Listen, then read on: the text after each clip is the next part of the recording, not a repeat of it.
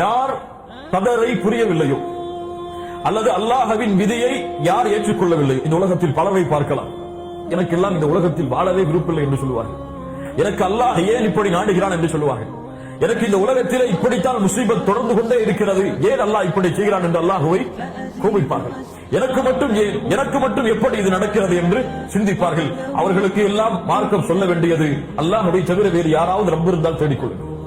அல்லாஹ்வை தவிர வேறு யாராவது ரப்பு இருந்தால் இந்த பூமியில் தேடிக்கொள்ளுங்கள். அல்லாஹ்வுடைய பூமி அல்லாத வேறு பூமியில் வாழ முடியும் என்றால் வாழ்ந்து கொள்ளுங்கள்.